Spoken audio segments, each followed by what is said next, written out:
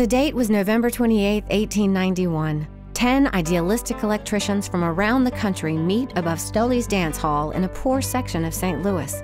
An organization was founded that day, with Henry J. Miller, their president, and J.T. Kelly, its secretary-treasurer. The organization set out an egalitarian constitution and gave itself an inspirational name, the National Brotherhood of Electrical Workers. By 1896, Mary Hosnick of St. Louis makes history when she is hired as an organizer. This was a first in a long history of diversity. IBEW Local 48 has championed the rights of women, African Americans, and other minorities over the years. In 1998, NECA IBEW Local 48 invested in a new electrical training center to house the apprenticeship and journeyman continuing education programs, especially targeting women and minorities. I had no idea about the opportunities of apprenticeship. When I was in high school, I didn't know that it existed. Local 48 has always been a leader in the electrical industry.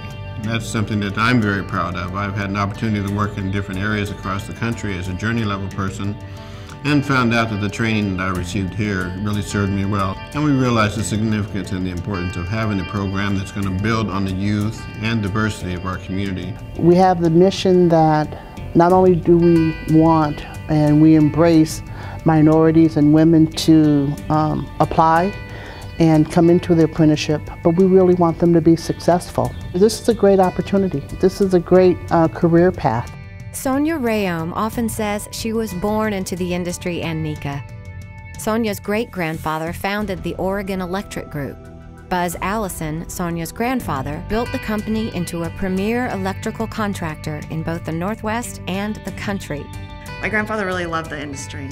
He instilled in me a respect for the individual. If we respect people and their differences and give them opportunities, they will give more back to us and the company and the industry. I try to manage that way, regardless of gender or race or religion or sex. Tice Electric received an Exemplary Voluntary Efforts Award from Secretary of Labor Elaine Chao in 2004.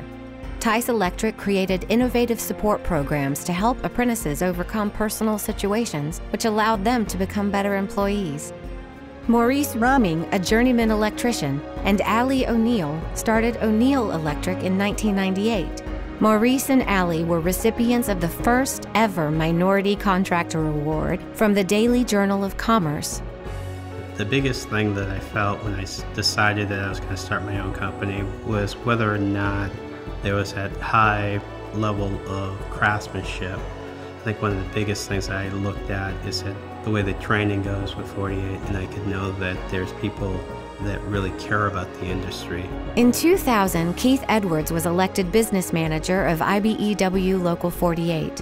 An IBEW member since age 20, he was the first African American to lead an IBEW inside union local in the nation.